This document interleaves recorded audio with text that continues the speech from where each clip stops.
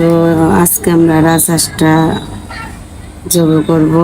দেখতে পাচ্ছেন আমাদের সাবিত রাজহাঁসটা নিয়ে খুব খেলা করছে, তার কাছে খুবই ভালো লাগতেছে। আজকে আমরা এই রাজহাঁসটা জবাই দিয়ে সবাই মিলে খাবো। দেখেন কি সুন্দর।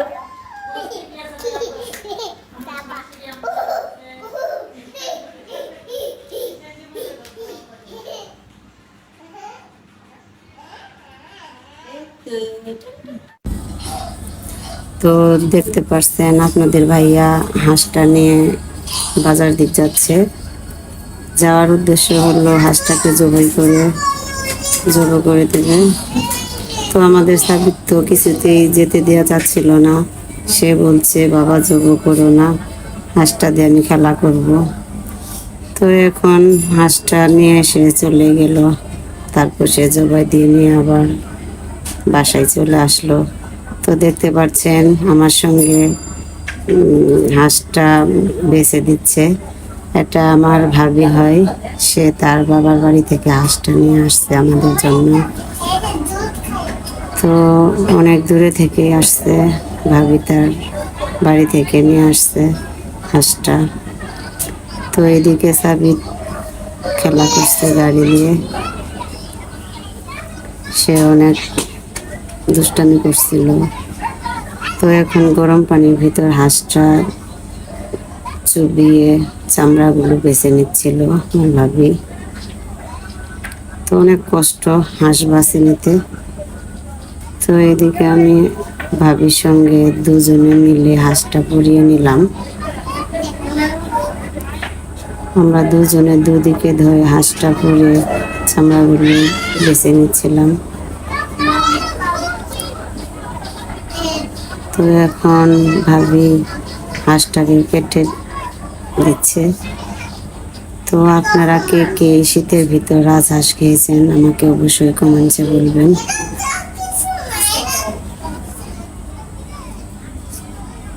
হ্যালো এভরিওয়ান, আসসালামু আলাইকুম। তো দেখতে পাচ্ছেন হাঁসটা কাটা কি কষ্ট। ভাবি বলছিল হাঁসটা কাটতে অনেক নাকি কষ্ট হচ্ছিল, তার জন্য আমি আরেকটা বটি দিলাম। এই বটিটা রেখে আরেকটা বটি দিয়ে দিলাম, বড় একটা, যে এটা দিয়ে কাটেন তাহলে একটু ভালো হবে, কষ্ট কম হবে। তারপর সে বটিটা রেখে অন্য একটা বটি নিয়ে মাশাআল্লাহ খুব সুন্দর করে কেটে ফেললো। তো কাটা শেষ, এখন আমার রান্না করার পালা। এখন আমি হাঁসটাকে ধুয়ে কিছু বস্তু ফ্রিজে রেখে আর কিছু আমি রান্না করে ফেললাম। তো এখন পেঁয়াজ, কাঁচামরিচ, বাটা মশলা, লবণ, হলুদ, মরিচ আমি সবগুলো একসঙ্গে, তেল সবগুলো একসঙ্গে দিয়ে দেব। আমি সবগুলো উপকরণ একসঙ্গে দিয়ে ভালো করে হাত দিয়ে আমি আজকে মাংসটা হাত দিয়ে মেখে বসিয়ে দেব। কারণ হাত দিয়ে মাখানো তরকারিটা অনেকেই পছন্দ, অনেকেই ভালো লাগে খেতে।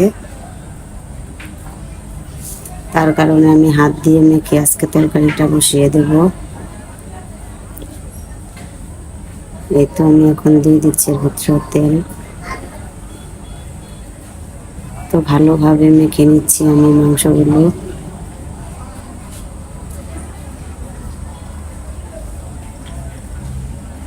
আমার মাংসটা মাখানি শেষ হয়ে গেছে।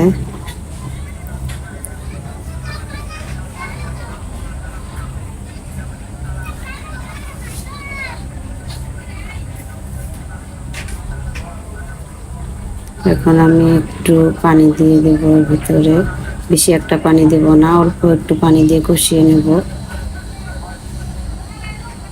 এখন আমি পাতিলটা নিয়ে রান্নাঘরে চলে গেলাম। তারপর আমি পাতিলটা চুলায় বসিয়ে দিলাম। মাংসটা খুব সুন্দর করে আমি কষিয়ে নেব।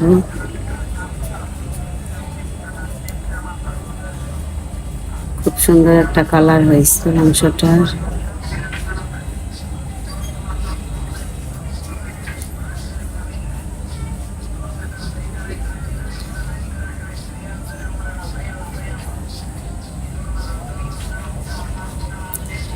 তো এখন আমি মাংসটা হয়ে গেছে, নামিয়ে নিলাম। এখন খাওয়ার পালা, সবাই মিলে খেয়ে নিচ্ছে।